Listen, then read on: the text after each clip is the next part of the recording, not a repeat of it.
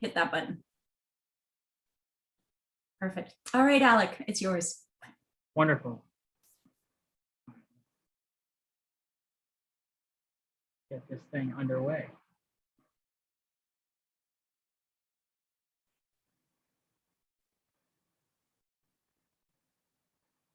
All right, well, hi all. For those of you who missed my introduction with Gabriella, I'm Alec Hurley. I'm a doctoral candidate at the University of Texas at Austin. Before I get started on my project, I'd like to first thank Sam and Gabriella for putting on a thoroughly enjoyable conference so far. I do hope there is a second one, and I do hope that it is in person, so I can get to meet all of you. I would also like to extend my gratitude for those who have already presented for addressing areas of research that I was either partly or fully ignorant of until I had the pleasure of listening in. So thank you to all of you who have presented so far. What I will be talking about today constitutes a slight departure from the general tenor of the conference, as I will be dealing with fictitious anthropomorphic animals rather than the living, breathing creatures of the last couple of days.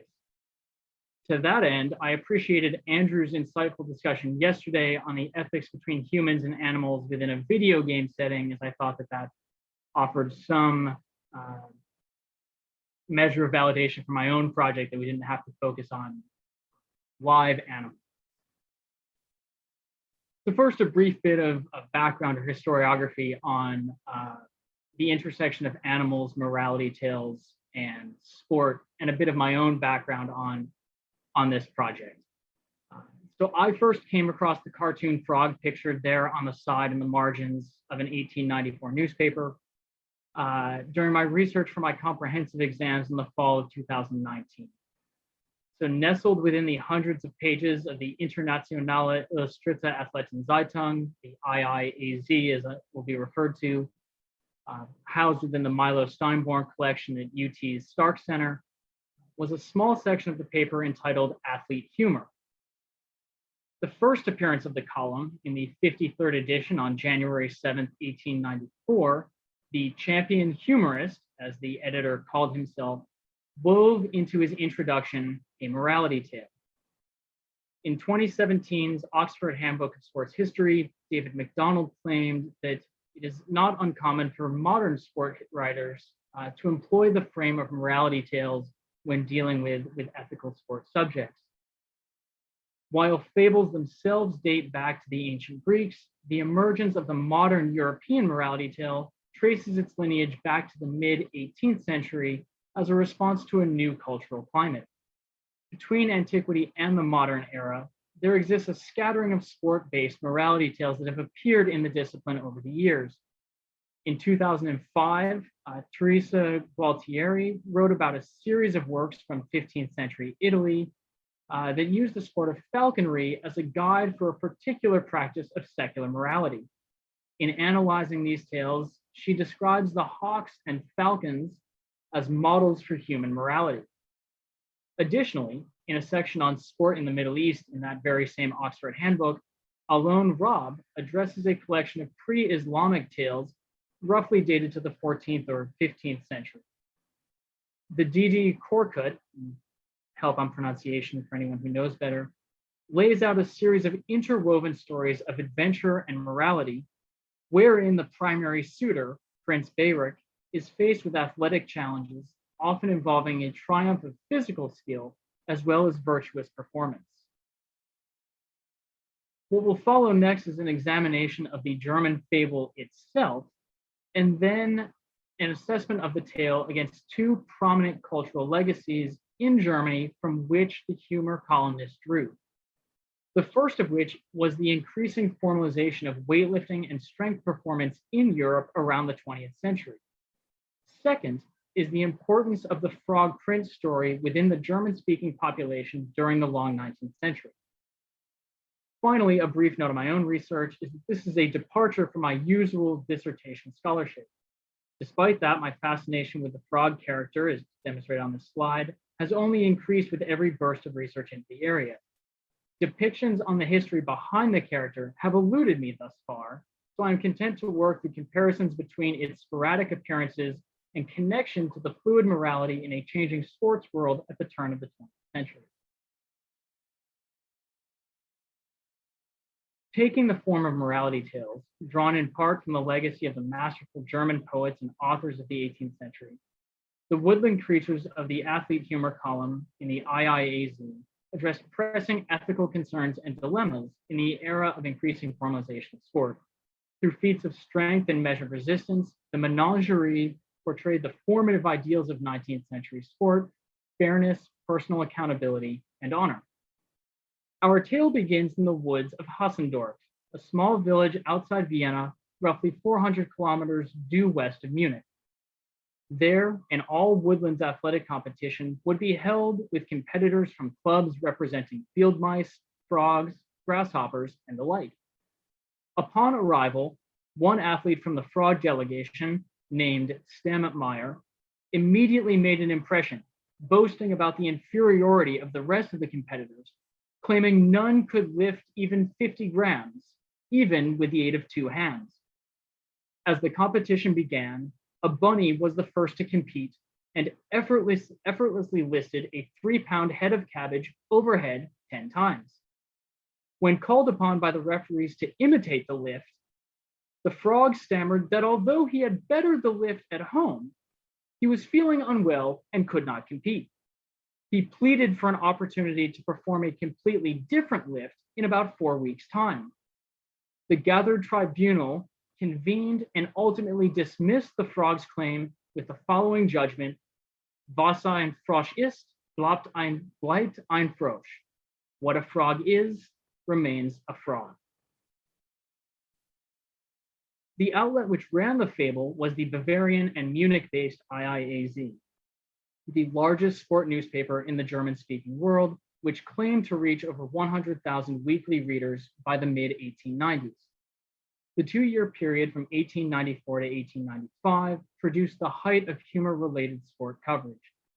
While the humor section retained a position in the newspaper's various iterations well into the 20th century, its earliest editions constituted the most sophisticated nexus of sport, humor, and morality.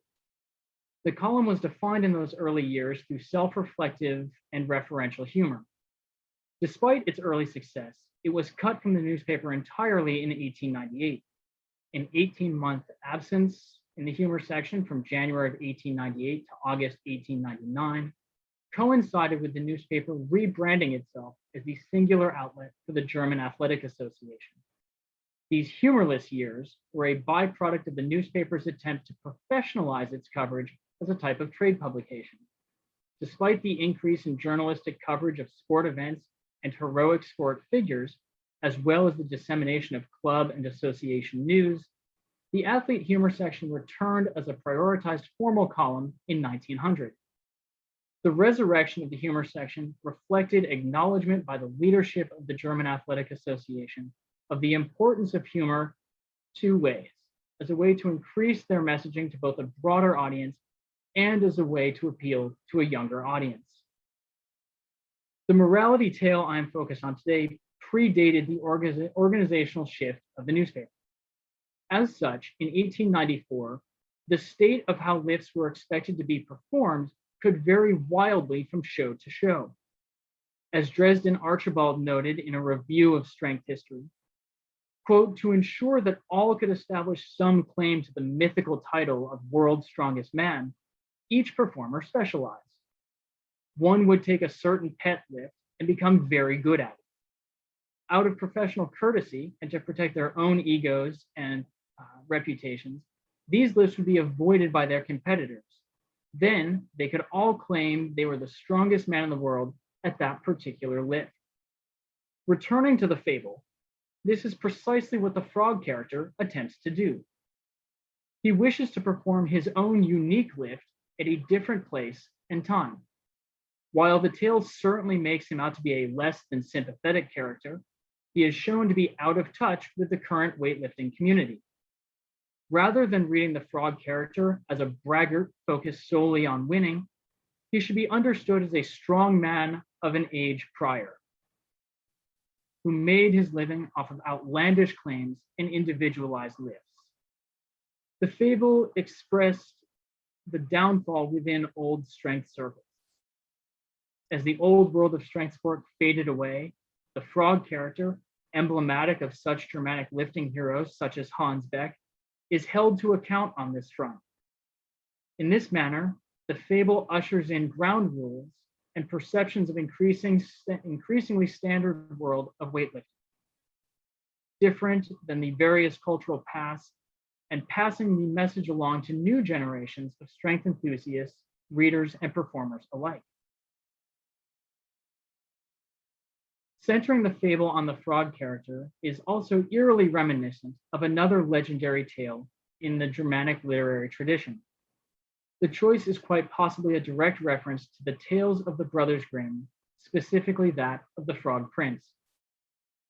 Across all the various collections of the brothers' legendary tales, there is one constant, the primacy of the frog character. Jack Zips, a scholar of comparative German literature and one of the foremost translators of the works of the Brothers Grimm, called the Frog Prince the oldest and most beautiful piece in the German-speaking language. Holding pride of place in the collected tales of the Brothers Grimm, the Frog Prince retains its place as the opening story. In much the same way, the first appearance in the athletic humor section of the IIAZ began with its own frog-based fable. Alongside illustrations of the cartoon frog grasping with outstretched arms a full sign of beer and barbell respectively, the character assumed pride of place among the humorous tales, recollection, and anecdotes of the German strength-speaking strength community. While there is no direct connection to the Brothers Grimm tale, it seems all too likely that such a connection would have existed. This was an author who routinely lampooned his own Germanic musical and literary culture through reinterpreted song lyrics and poetic references throughout his run in the mid-1890s. With the Frog Prince among the most beloved of the Brothers Grimm tales, the fable, its lessons, and a playful exaggeration of its themes would likely have been recognized by his readers. The fable of the Strong Frog recycled traditional elements of early German fairy tales and children's stories. During the athletic competition in the woods, the frog character faced his competitors, represented by various other woodland creatures in their respective athletic clubs.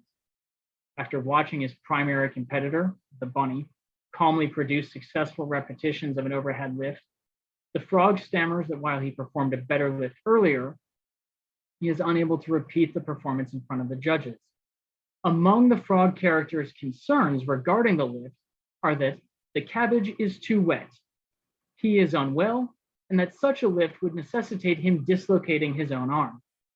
In an unforgiving but humorous decision, the judges deny the Strong Frog's appeal for separate performances, stating emphatically the famous lines, "What a frog is remains a frog." This is perhaps an allusion to the request of the Frog Prince being granted and thus returning to his form as a human prince in the original tale. When the anthropomorphic judges deny the Strong Frog his request in their tale, the frog character is forced to admit and remain what he is, rather than how he might perceive himself. There are two other potential connections offered by this piece. The first concerns the possibility that there is a reference to the Frog Prince's servant, Iron Henry, in the post-text comments. Here, the author refers to himself as the iron or ironic frog, depending on one's reading of the translation. Iron Henry is typically the alternative or subtitle to the Frog Prince tale, often included in many editions of the Grimm stories under the full title, The Frog King or Iron Henry.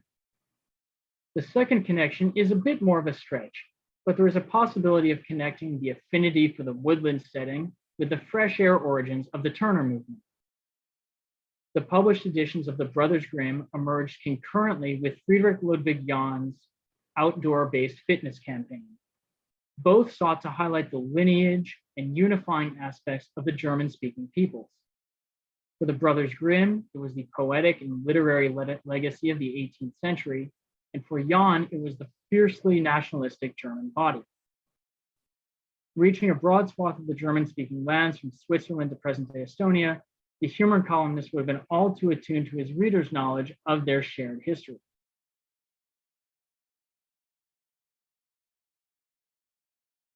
French historian Christophe Bressonneau and Geoffrey Montes de Oca offered in 2018 a work on doping in elite sports, a line of criticism towards sport performance that I felt was appropriate to the circumstances described in the fable. They argued that the audience itself is culpable in perpetuating the drive to cheat when it comes to high levels of sport. They argue, quote, clean play and cheating result not from specific actions so much as semantic shifts in language that change the meaning of people's actions. Seeing elite sport as a morality play keeps us from recognizing the costly realities that sport heroes experience. If we embrace elite sport as spectators and supporters, we should recognize its human costs outside of simplistic morality tales that mystify more than they reveal. For all the frog character's arrogance and deceitfulness, one can certainly argue that he was at the very least looking to put forth an impressive performance, just not to the judge's satisfaction. Despite being roundly criticized in the fable, the frog character became a defining moniker of the German strength movement. Found on postcards, signs, and promotional material throughout Germany in the early 20th century, the image represented all that was ethically proper about sport. Further analysis into the frog's subsequent appearances, both solo and alongside his woodland companions, competitors, and judges, should provide a richer assessment of how modern fables remain a relevant tool in the perpetuation of ethics within a sport community. Thank you for your time. Open it up to any and all questions. Thank you very much, Alec. That was really interesting. I really enjoyed all your images in particular. I've often appreciated the idea of using literature to teach morality, particularly to children. And yeah, I've really enjoyed this. So thank you very much. Does anyone have any questions at this point?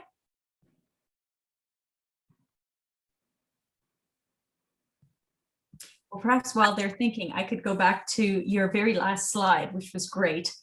And the quotation, seeing elite sport as a morality play keeps us from recognizing the costly reality of sporting heroes. And I'm just wondering, could you say a little bit more about that, please? But just linking it to contemporary times, perhaps with an example. Sure. So this was a quote I will admit, I only stumbled across in the last week as I came across this work from these French authors. The work itself talks about the impact of doping on specifically French sporting figures who are both sort of elite at the sport and also quite popular. Sort of the toll that the desire to perform for an audience sort of led them down these avenues of, if not perhaps outright cheating, certainly pushing the boundaries of what was ethically viable in sport. And so this takes into account sort of the role of the fans or the audience in perpetuating perhaps the existence of pushed ethical boundaries and sort of illicit moral decisions within elite sport as sort of a byproduct of wanting to please a given audience. And that if there was not such an emphasis on, in many ways, this can be drawn back to the quantification of records, right? If the goal of sport is simply just to beat the person next to you, there is perhaps you are less inclined to cheat than you would be if there is some sort of standardized performance goal that, rather than just I don't need to beat the person next to me, but I also need to triumph over this stated standard that none of the competitors may hit today, but that it is the target of that record rather than the sort of virtue of the performance that drives what I am doing. And I think you see that in both the strong frog allegory or fable, in that it's not just about beating the bunny, but it is about putting together such an outlandish performance that that I simply couldn't even attempt it today. I'm trying to give a a strength example here, but I would imagine, thinking back to some of the debate about the deadlift record set earlier this year from Hafthor, the Icelandic strength performer, who of course said it in sort of in isolation due to the pandemic, and he was called out for not doing it in a competition, and therefore it should not be upheld. And take sort of the doping question out of it. There was very much this: do you perform for the crowd or do you perform for the record? And I think in this case, fables are sort of an interesting way to hold both the athlete and the competitors to account in a way that sort of children and younger athletes might be able to access those lessons. Right. Thank you. I've always found the place of the frog quite odd in symbolism. Frogs show up in the weirdest places and in the weirdest ways. Like that frog is sweating, and the other one has hair. That makes no sense. Sorry, Mike asked the question in the comments. Is there any evidence that the morality literature influences moral behavior? Do you know much about that, Alec? That is, the short answer is no. The long answer is it's sort of the next step of this project is looking in a much clearer, trying to establish a much clearer connection to sort of morality tales and the outcomes that they then produce. The sort of obvious answer, or the obvious connection, would be to look into youth sport. Do morality tales in some way influence participation rates or actions within a youth sports setting? That's sort of, there's a more direct comparison. I've been exposed to the morality literature, and now I get to actually participate in it rather than having like a 20-year gap exist between. There certainly seems to be like an assumed folk history there, like Aesop's fables, which I bought when my children were born. I thought, oh, that'll be someday I'll read that to my children. It's horrifying. I'm not reading that to my children. Oh my gosh, they'll be traumatized. Well, that's part of the problem with some of these older morality tales, is that they do not have sort of the upbeat moral ending I think that a lot of us would assume that they have. I mean, in this case, the frog character is very much banished from the competition to a certain extent. He's sort of sent away in disgrace almost. So it might even be interesting to look at what would constitute a modern morality tale, as opposed to what these sort of medieval and antiquated morality tales, which very clearly have different outcomes, and what that would have said about just what was, one, what morals are being taught, and two, how they were being interpreted within a sport or a competitive landscape. And you are so right, Sam. The frog shows. So this is actually a postcard that was sent to me by Annetta Hoffman, who simply had it in her collection. And they show up on steins and postcards, and they're weirdly integrated with the Turners, and yet there is next to no literature on why or when they started showing up in these sorts of sport appearances. It's especially peculiar in a strength sport. Like if you were talking about leaping, like the frog represents leaping, but I don't think of a frog as a paragon of strength. It's odd. I will drive myself insane trying to find the origins of this frog. It is just, has clearly picked a piece of curiosity in my brain that I will not let go of. Any questions from others before we have about 2 minutes left?